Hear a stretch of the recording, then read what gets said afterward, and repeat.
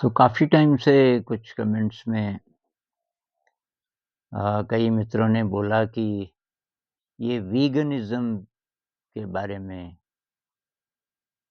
आपका क्या विचार है? ये वीगन अ, वो लोग होते हैं जो वेजिटेरियन तो हम जानते हैं, जो मीट वग़ैरह नहीं खाते, लेकिन जो वीगन हैं वो जानवरों से आई हुई कोई भी चीज़ इस्तेमाल नहीं करते। जैसे ये दूध तो जानवर से आता है, तो दूध और दूध से बनी हुई कोई भी चीज़ें। इसके अलावा ये ऊन है, ये शहद है, मतलब जानवरों से जो भी चीज़ें आती हैं, उसको अवॉइड करते हैं। और ये इंग्लैंड से शुरू हुआ था, एक संस्था बनी और इसका कारण था जो अत्याचार जानवरों पे हो रहे हैं, अ, ख़ासकर गायों पे। अ, तो उससे प्रेरित होकर के इसकी शुरुआत हुई थी और अभी बहुत सारे लोग, मतलब जो दुनिया की जो जनसंख्या है उसका लगभग-लगभग 2% लोग तो वीगन बन गए हैं। तो अ, जो अभी हालत है डेयरीज़ की विदेशों में, ख़ासकर मैं अमेरिका अमेरिका का देख रहा था, तो इतनी क्रूरता है कि बहुत ज़्यादा बहुत ज़्यादा शॉकिंग कि भई इंसान इस हद तक गिर सकता है। लेकिन पहले मैं देख रहा था कि ये जो हमारा वैदिक साहित्य है, तो उसमें गाय के बारे में क्या है? क्योंकि गाय को तो बहुत मानते हैं यहाँ। तो आयुर्वेद में बहुत ज़्यादा इसका इसके बारे में, मतलब दवाइयों में अ, बहुत ज़्यादा आता है, दूध, घी इत्यादि के बारे में। और गाय शायद इतनी ज़्यादा महत्वपूर्ण थी पहले कि हमारे बहुत सारे जो शब्द हैं, वो गाय से रिलेटेड हैं। अब कृष्ण भगवान के साथ तो गाय की मक्खन खाते थे, माखन चोर इत्यादि। ये जो शब्द हैं गोत्र, गोपाल, गोपी, गोवर्धन, अंग्रेजी का शब्द गोधूलि बेला, शाम का समय जब गायें घर आ रही हैं, तो और बहुत सारे और भी शब्द हैं। फिर स्कंद पुराण में ब्रह्मा, विष्णु, महेश ये गाय की महिमा का वर्णन इस प्रकार करते हैं, त्वं माता सर्वदेवानां, त्वं च यज्ञस्य कारणं, त्वं तीर्थं सर्वतीर्थानां, नमस्तेस्तु सदा नघे। नमस्कार कर रहे हैं गाय को। तुम यज्ञों का कारण हो। तुम्हारे पास कोई आ जाए तो और किसी तीर्थ में जाने की ज़रूरत नहीं। तुम माता हो, गाय माता। बहुत सारे लोग गाय माता भी बोलते हैं, पूजा भी करते हैं गाय की। और कि ये जो पंचगव्य है, इसका आयुर्वेद में बहुत ज़्यादा उल्लेख है। पंचगव्य क्या होता है कि गाय का दूध, गोमूत्र, गोबर, घी और दही, ये पंचगव्य और बहुत सारी दवाइयाँ इनसे बनती हैं। तो एक और उल्लेख देखिए गाय के बारे में, ये गव्यम पवित्रम च रसायनम च, ये जो पंचगव्य है बहुत पवित्र रसायन है। आयुप्रदम रक्त विकारहारी, ये आयु बढ़ाता है, रक्त विकार को समाप्त करता है। त्रिदोष हृदरोग विषापहम स्यात्, और ये जो तीनों दोष हैं वात पित्त कफ के, ये सब समाप्त हो जाते हैं। तो एक तरफ तो ये था, तो उस ज़माने में कोई खतरा नहीं था, क्योंकि गाय को माँ की तरह जो रखेगा, गाय और दूध देने वाले और भी पशु, जैसे कुछ लोग भैंस पालते हैं किसी जगह, शायद याक होता है, राजस्थान में ऊँट होता है। तो ये सभी पशुओं के प्रति ये वाली भावना कि भई वो हमारे परिवार का हिस्सा हैं और उनकी अच्छे तरीके से देखभाल करनी चाहिए। एक मैं और पढ़ रहा था कि ब्राह्मण को जब गाय दो दान में, तो साथ में ये बोलो ब्राह्मण को, हालाँकि ब्राह्मण को पता होगा कि भई इस गाय की देखभाल अपने बच्चे की तरह करना, अपनी माँ की तरह करना। तो ये जो भावना थी, अगर इस पर दुनिया चली होती, तो आज कोई प्रॉब्लम ना होती। मतलब ये जानवरों के कारण, ये डेयरीज़ के कारण, ये प्रॉब्लम कभी ना आती।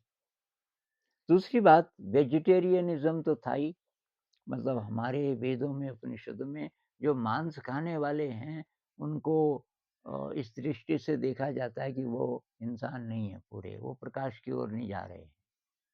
अ, तो मतलब वेजिटेरियनिज़्म तो था ही था आयुर्वेद में, पूरा वही है।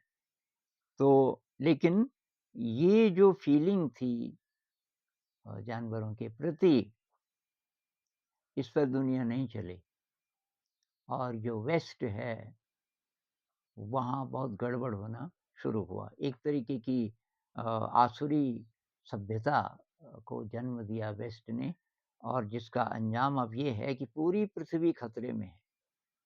पूरी पृथ्वी का जो पर्यावरण है, वो बहुत ज़्यादा खतरे में है।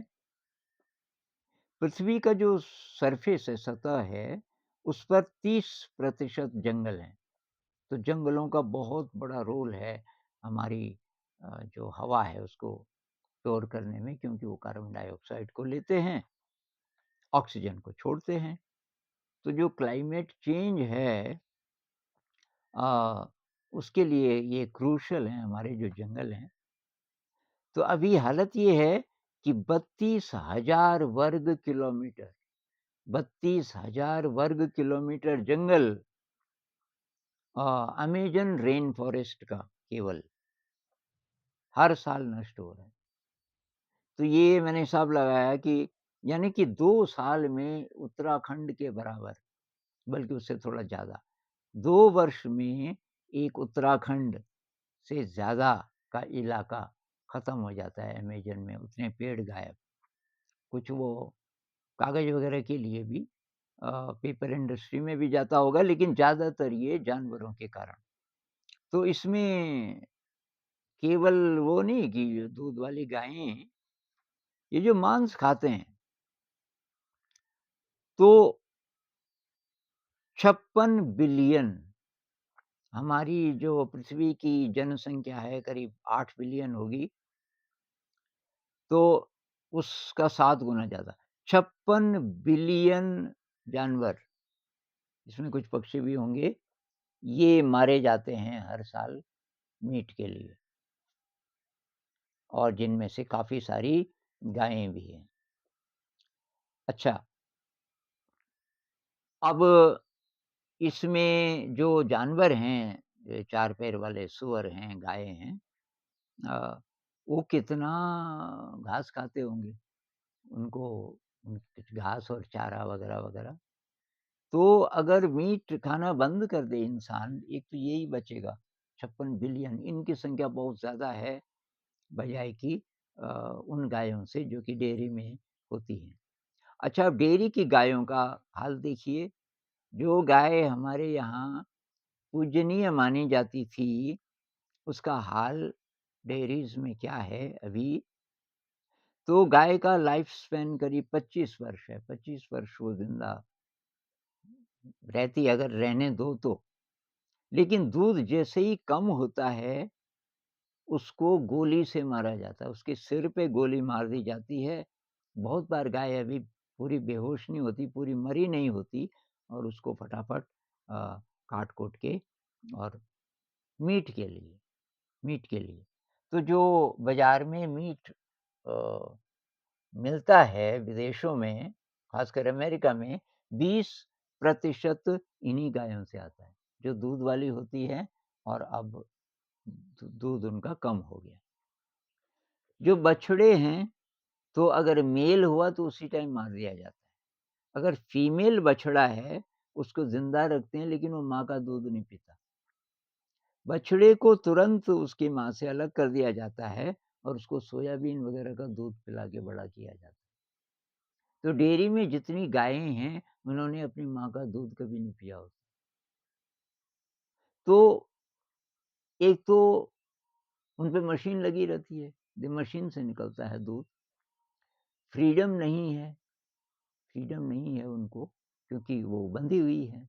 बहुत कम कहीं-कहीं जो थोड़ा-सा ज़्यादा अ, कॉन्शियस हैं, थोड़ा मानवीय व्यवहार होता है, उनको थोड़ा बहुत इधर-उधर जाने देते होंगे कुछ टाइम।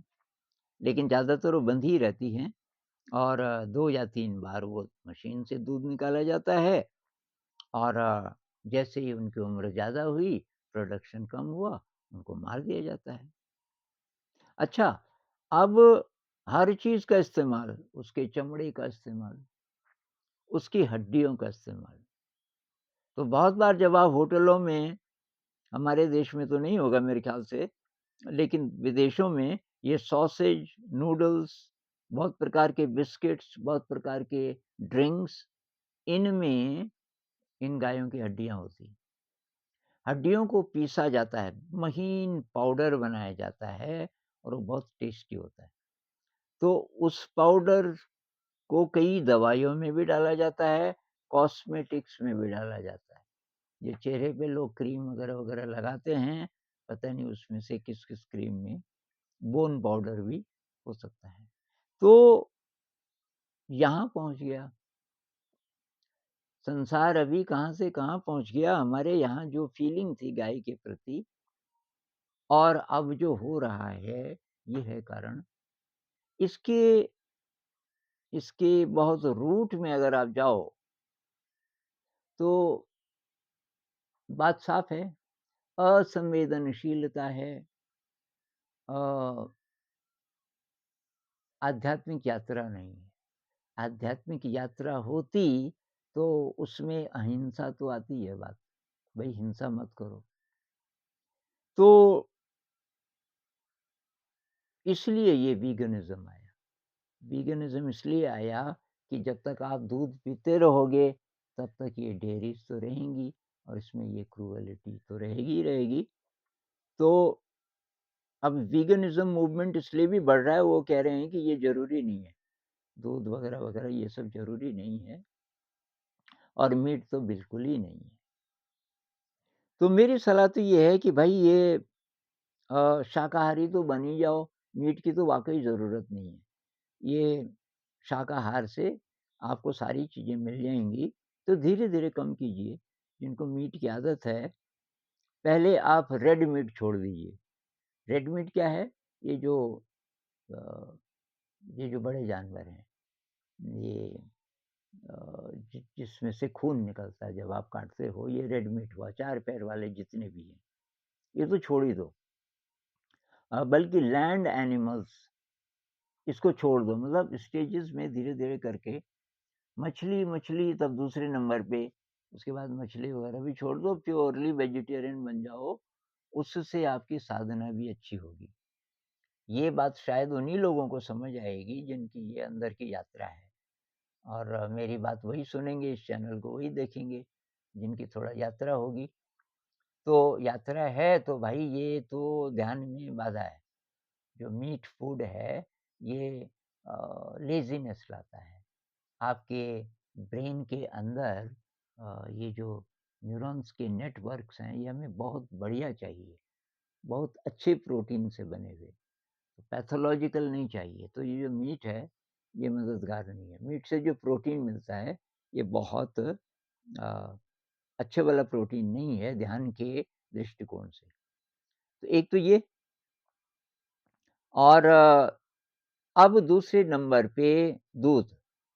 तो मेरी सलाह ये है कि आप अच्छा सोर्स पता करो दूध का, अ, कि जहाँ जानवरों को बहुत अच्छे तरीके से ट्रीट किया जाता हो। तो अभी जैसे पहाड़ी इलाकों में अभी भी है, फैमिलीज़ में काफ़ी सेवा करते हैं उसकी, जानवर की। इस तरीके से अगर रखा जाए जानवर को, तो थोड़ा बहुत जानवर रह सकते हैं, पर्यावरण के लिए इतना ज़्यादा तब अ, खतरा नहीं होगा। मतलब सब वेजिटेरियन बन गए, तो ये 56 बिलियन जो हैं मैमल्स और कुछ ये बर्ड्स वग़ैरह, तो ये ये जितना इनके कारण जो पर्यावरण पे जितना स्ट्रेस पड़ रहा है, वो तो कम हो ही गया। तो अब दूसरे नंबर पे आया ये दूध वाला। तो अगर ऐसे सोर्सेज़ आप पता करें कि हम वही वाला दूध लेंगे, कि हम देखेंगे पहले कहाँ है वो डेयरी, कहाँ से दूध निकाला जाता है, उनके साथ कैसा व्यवहार होता है। अगर तो बहुत अच्छा व्यवहार होता है, तो तब हम थोड़ा बहुत ले लेंगे। बहुत आवश्यक हो तो। बहुत आवश्यक कब होगा? मान लीजिए आप आयुर्वेदिक इलाज कर रहे हैं और उसमें ज़रूरत पड़ रही है। क्योंकि मेरा जब इलाज हुआ था, तो वैद्य जी ने बोला था गाय के घी में मुख्य जो अ, उसमें जो दवाई थी कि गाय के 1 किलो घी में 4 किलो पानी डालो और उसमें कुछ-कुछ दवाइयाँ थी और उसको उबाल के जब सब पानी खत्म हो जाए, वो मुख्य दवाई थी जिससे मैं ठीक हुआ, क्योंकि डॉक्टरों ने तो बोल दिया था ये 3 महीने में मर जाएगा, पूरा इलाज करके। तो इसलिए वो कहीं-कहीं रिलेवेंट है। आपकी तबीयत खराब है, कोई बीमारी है, तो जो लोग तो एकदम स्वस्थ हैं और आपकी भावना बन गई, तो आप तो वीगन बन सकते हैं, कोई प्रॉब्लम नहीं है। थोड़ा ध्यान रखना पड़ेगा आपको अपनी डाइट का। कहते हैं एक तो विटामिन बी 12 बी 12 भी मिलता है जो नॉन-वेज से या दूध वगैरह से, तो या दही से ख़ासकर। तो बी 12 का कुछ इलाज आपको करना पड़ेगा और कहाँ से, जैसे स्प्राउटेड चीज़ों में भी होता है, वो आपको करना पड़ेगा। जंक फूड ना खाना शुरू कर दें। मैं कुछ लोगों से मिला, पहले वो वीगन बने और उसके बाद अब वो फिर खाने लगे सब कुछ। कि भाई क्या हुआ? कि नहीं, बीमार हो गया। उसका कारण ये है कि वीगन तो आप बन गए, आपने ये सब छोड़ दिया। अब ये चीज़ है, मक्खन है, मान लीजिए पहले बहुत खाते थे ऐसी चीज़ें, घी है, दूध है, वो सब तो छोड़ दिया और जंक फूड खाने लग गए, तो तब तो भई आप बीमार हो जाएँगे। जंक फूड तो बिल्कुल नहीं खाना, सात्विक भोजन लेना है और बहुत अवेयरनेस के साथ कि और कौन-कौन सी चीज़ें कहाँ-कहाँ से आपको मिलेंगी। ये जो आप नॉन-वेज तो ख़ैर छोड़ दो, नॉन-वेज में तो कुछ है नहीं। अ, ऐसा कुछ नहीं है जो कि वेजिटेरियन फूड से आप नहीं प्राप्त कर सकते और बहुत अच्छे अ, अच्छे अच्छी क्वालिटी वाली चीज़ें जो हमें चाहिए अंदर की यात्रा के लिए भी और शरीर को बलिष्ठ रखने के लिए भी, वो तो सब है। लेकिन उसमें से भी जब दूध वग़ैरह आप छोड़ दोगे, तो आपको तब देखना पड़ेगा कि क्या-क्या चीज़ें ले जाएँ कि आपको प्रोटीन वग़ैरह भी पूरा मिल जाए। तो ये नहीं कि कुछ भी खा लो, तो उससे प्रॉब्लम होगी।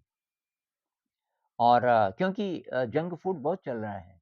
वीगनिज़्म के नाम पर वीगन रेस्टोरेंट्स हैं और वहाँ जंक फूड भी बहुत है, तो आपको बचना पड़ेगा। और वही बात, अगर आपके पास अपना पशु है, अपनी गाय है, उसकी आप पूरी सेवा करते हो, उसे इंजेक्शन नहीं देते, ऑक्सीटोसिन वगैरह का इंजेक्शन कि ये ज़्यादा दूध, क्योंकि ऐसा करते हो तो फिर अत्याचार है। म्यूज़िक लगा दो, कई जगह लगाते हैं म्यूज़िक कि शास्त्रीय संगीत लगा दिया तो दूध ज़्यादा देती है गाय, तो चलो वो तो ठीक है। गाय की अगर पूरी सेवा आप करते हो, उसको नहलाना-धुलाना से लेकर के, उसकी साफ-सफाई से लेकर के, उसके प्रति फ़ीलिंग माँ वाली या बच्चे वाली समझ लो, अपने बच्चे की जैसे देखभाल करते हैं, उससे आप ले रहे हैं ना कोई सेवा। तो सेवा ले रहे हैं, तो उसके बदले सेवा तो हम लेते हैं, इंसान से भी तो लेते हैं। भाई आप रेलवे स्टेशन पे सामान के लिए कुली नहीं ढूँढते, कि भाई तुम ये ले जाओ। अब आप बोलोगे कि वो तो इंसान है, खुद अपनी देखभाल कर सकता है।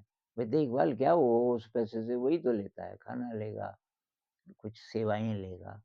तो जानवर को जो-जो चाहिए और प्यार तो चाहिए ही, वो सब अगर आप दे रहे हो और उसके बछड़े को ऐसा नहीं कर रहे कि मेल है तो मार दो और फीमेल है तो रहने दो, ऐसा काफ़ी होने लग गया है। दूर-दराज के इलाकों में भी, वो गलत है क्योंकि वो वाला नहीं होना चाहिए। जब हुआ मेल है, फीमेल है, मेल को भी पालना पड़ेगा अपने बच्चे की तरह। अगर ऐसा है तो अ, तब तो ठीक है, तब चलेगा क्योंकि कोई तब नुकसान नहीं है, ना पर्यावरण पे कोई स्ट्रेस पड़ेगा क्योंकि तब उनकी संख्या बहुत कम होगी।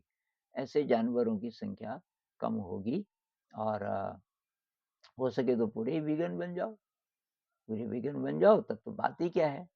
ऐसा हो जाए कि हमारी पृथ्वी आने वाले समय में और लगभग-लगभग सभी वीगन हैं, सीधे ही प्रकृति है और कहीं मेडिकल रीज़न से कुछ अ, जानवर हो सकते हैं, ख़ासकर गायें, आयुर्वेद का जहाँ-जहाँ है, आयुर्वेद की प्रैक्टिस होती है, तो उन गायों को बहुत अच्छी तरीके से रखा जाएगा और उनकी संख्या बहुत कम होगी। ऐसा हो जाए, तो फिर बात ही क्या है।